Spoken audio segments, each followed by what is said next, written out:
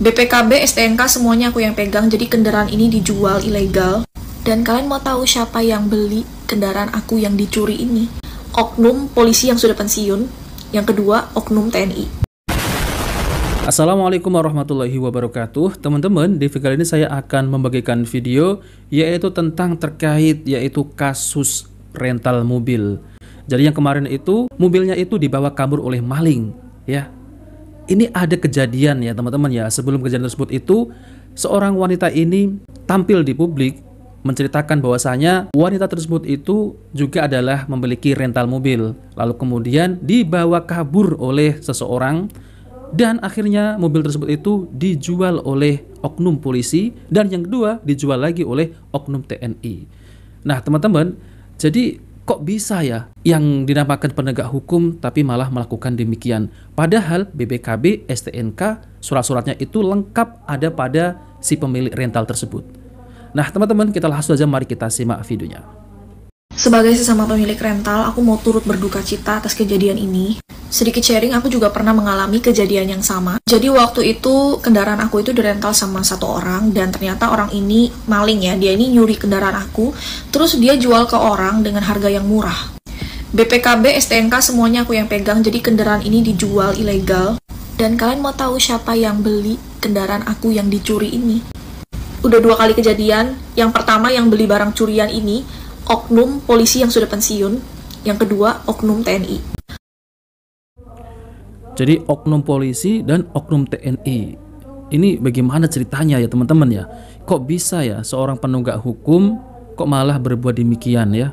Yaitu membeli mobil curian ya. Mereka yang seharusnya menegakkan hukum, yang seharusnya mereka nangkepin nih maling-maling, malah mereka beli nih barang curian ini. Ya sebenarnya agak nyesek juga ya, karena kita ini beli kendaraan bukan dengan harga yang murah ya. Bagi orang-orang kecil kayak kita beli kendaraan ini mahal, kita beli secara legal, surat-surat lengkap, kita bayar pajak. Tapi setelah kendaraan kita dicuri, malahan yang beli ya oknum penegak hukum gitu loh. Ya kita mau ngomong oknum tapi ini udah terlalu banyak banget ya. Dan kalau kalian tanya kenapa aku nggak ngelapor, kalian tahu kan gimana ribetnya bikin laporan di polisi di negara Konoha ini. Kalian di kantor polisi itu bisa berjam-jam, belum lagi nanti kendaraan kita yang dicuri itu nanti jadi barang bukti dan ditahan berhari-hari, otomatis kendaraan kita nggak bisa operasional dong. Dan belum tentu juga laporan kita itu dikerjain gitu loh. Belum tentu juga orang yang nyuri ini beneran dicari, beneran ditangkap gitu. Jadi kalau kita ini korban kejahatan, kita mau ngadu ke siapa lagi? Ya nggak ada. Kecuali kamu, ada 2 hal ya, kecuali kamu ini viral, atau yang kedua ini kamu punya uang yang banyak. Jadi ya bener, no viral, no justice, no money, no justice di negara Konoha ini. Dan aku udah bener-bener capek, udah bener jijik, ilfil banget sama penegakan hukum di negara Konoha ini. Dan aku cuman berharap pemimpin kita bisa tegas dan penegakan hukum di negara ini bisa membaik lah. Karena udah parah banget sih, ini udah yang bener jadi salah, yang salah jadi bener nih. Dan kalau misalnya video ini rame, aku bakal spill orang yang nyuri kendaraan aku, karena ini orang pindah-pindah kota, jadi bisa buat awareness juga buat sesama pemilik rental kalau misalnya kedapatan sama orang ini. Surat terbuka, pernyataan terbuka untuk Bapak Listio Sigit dan jajarannya ya, terutama untuk bapak-bapak polisi nih terkait masalah kasus yang lagi viral baru-baru ini Pak ya, masalah bos rental mobil, terutama untuk Kapolsek Cinangka nih ya, AKP Asep Iwan ya, yang menolak mendampingi laporan dari bos rental ya, yang akhirnya beliau menjadi korban Pak. Ya. Jadi saya heran nih Pak sama jajaran Bapak nih ya. Kalau untuk hal-hal seperti itu, sepertinya birokrasinya yang diutamakan dulu gitu. Harus buat laporan dulu lah. Pak, kalau seperti itu udah keburu kabur pelakunya. Apa besok-besok kalau nanti saya minta tolong nih Pak ya, apa perlu saya bawa surat RT RW ya, kelurahan, kecamatan, saya suruh harus bawa kartu keluarga, SKCK, STNK, apalagi tuh akte kelahiran ya, terus bawa buku nikah mak gue juga, atau apapun itu ya, baru bisa ditindaklanjuti gitu ya Pak ya. Nah, satu lagi nih Pak nih ya, kalau untuk masalah pendampingan atau pengawalan untuk mobil-mobil mewah sama untuk motor moge kayaknya cepet banget deh Pak. Apa karena ada ininya ya Pak ya? Ini nih, paham dong ya. Apa karena itu ya Pak ya? Aduh Pak, tolong diperbaikin dong ya Pak ya. Kasihan nih rakyat kecil. Saya dulu pernah laporan juga Pak, motor saya hilang, motornya tetap nggak ketemu ya kan, tapi ujung-ujungnya capek juga Pak, bolak-balik ya, habis-habisin waktu doang, kagak digubris.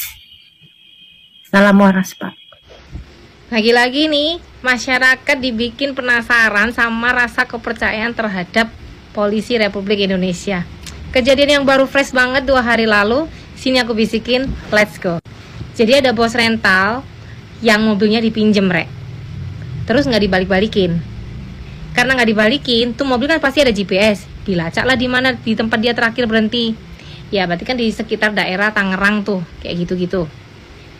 And then ini bos rental tahu kalau yang nyewa ini punya door, punya.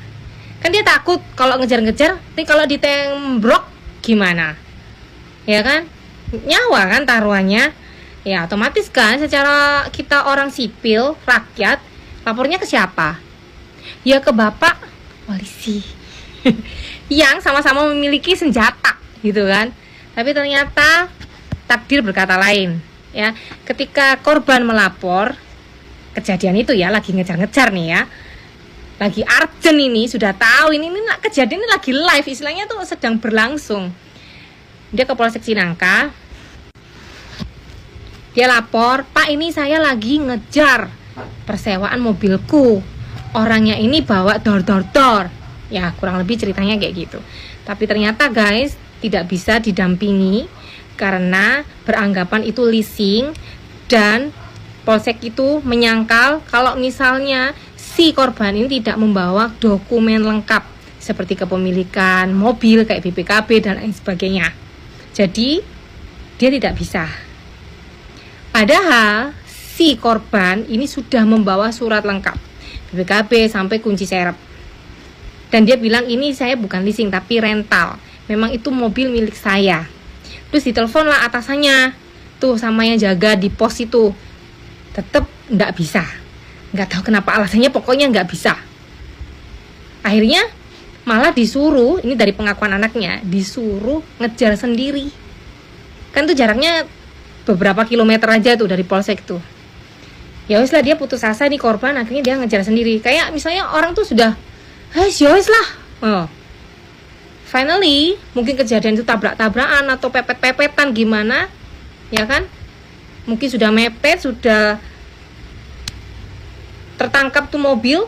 Akhirnya korban keluar dari mobil dan di sanalah dia ditembok 5 kali tembakan, akhirnya meninggoy di tempat.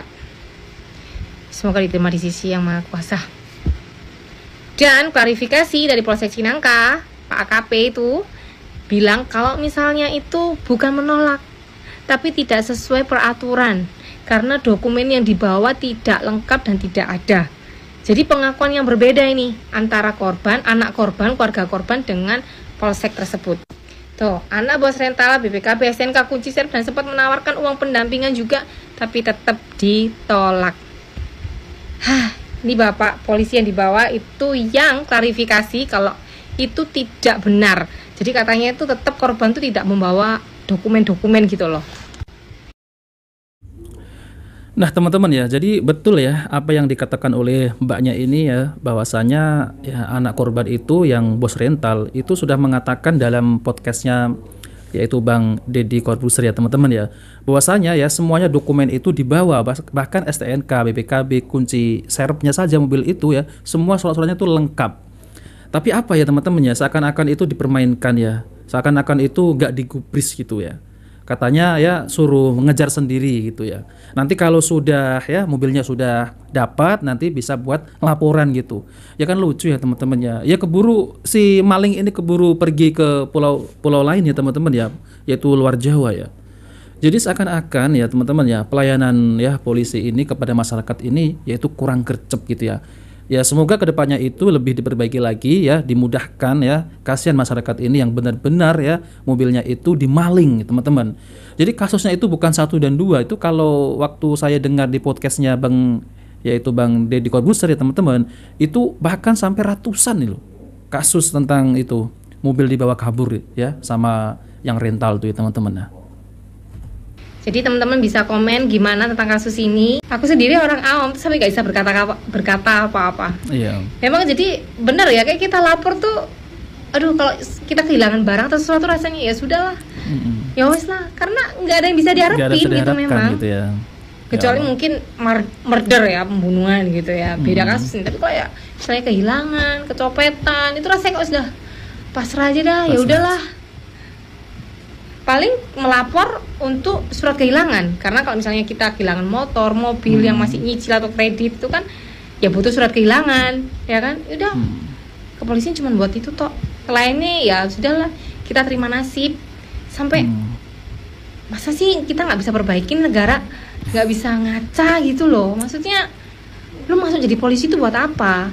Aku tahu pasti ya, kalau misalnya aku nih ya, jadi mau daftar jadi polisi, tujuan utama itu kan membela kebenaran, Iya.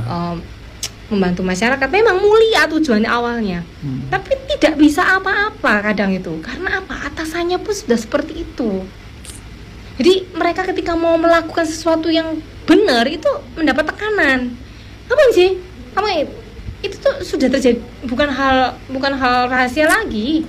Jadi ketika kita daftar sebagai polisi untuk bergerak, ya kan? Pasti banyak tekanan, kan banyak tuh film-film kayak gitu kan. Dia ketika mau mengungkapkan kasus tuh banyak tekanan dari kanan atas bawah supaya dia stop, kan kayak gitu. Iya. Seperti polisi India ya teman-teman ya kalau dalam film tuh. Jadi ya nggak tahu ya gimana ya. Sampai aduh ya sudahlah. Semoga keluarga ini ditinggalkan tetap kuat dan mendapatkan keadilan. Dan sekarang kan kasusnya ini 3 polisi ini lagi diperiksa propam. Iya. Dan kita nggak tahu kelanjutannya gimana. Sama kayak kasusnya DWP kemarin yang aku cerita itu, kan nggak tahu nih kasusnya kayak mana sekarang. Ya kan sudah ketangkepkah yang real 8 orang ini bener nggak terima uang itu dari konser tuh. Terus belum lagi sudah diketambahan ini. Nah teman-teman ya, jadi semestinya kasusnya itu yang polisi yang kemarin itu ya teman-teman ya, yang anak bos rental dan bos rental itu ada ke situ. Ini saya dengar-dengar juga sekarang sudah dicopot ya, yang di Polsek Cinangka itu sudah dicopot ya. Ya seharusnya tegas seperti itu ya teman-teman ya. Karena apa ya, masyarakat itu datang ke situ itu untuk apa coba? Kalau bukan untuk meminta tolong ya. Bahwasanya mobilnya itu dibawa kabur ya oleh si maling itu. Yang dimana si maling itu ternyata adalah oknum, yaitu anggota TNI AL. Dan saya melihat berita ini ya cukup menyedihkan ya teman-teman ya. Karena pengakuan si anak bos rental tersebut itu ya, ketika saya mendengar di podcastnya Bang Deddy Corbuzier ya teman-teman ya, itu malah berbeda yaitu dengan yang ada di Kapolsek ya teman-teman. Semestinya yang benar itu adalah anak bos rental itu ya sudah membuktikan semua surat-suratnya lengkap ya, minta pendamping, ada uang ini lagi ya teman-teman ya, uang pendamping lagi ya. Tapi tetap saja ya polisi itu tidak menolong. Terus mau minta tolong dengan siapa ya? Ya akhirnya dikejar lah ya, nekat gitu ya teman-teman ya. Ini modal nekat. Padahal si penjahatnya ini memiliki senjata itu ya teman-teman, dor gitu ya.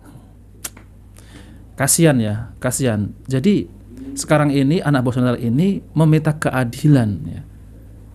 Tapi semoga saja ya teman-teman ya, Pak Prabowo ya selaku Bapak pemimpin negara ini mendengar ya kasus ini agar diusut tuntas dan yang terlibat agar ditangkap dan diadili dengan seadil-adilnya. Karena ini sudah menyangkut nyawa ya teman-teman, nyawa manusia. Mahal harganya nyawa manusia itu. Oke teman-teman, jadi itu saja videonya. Jika video ini bermanfaat, jangan lupa like dan subscribe di channel Cahaya Hidayah. Wassalamualaikum warahmatullahi wabarakatuh.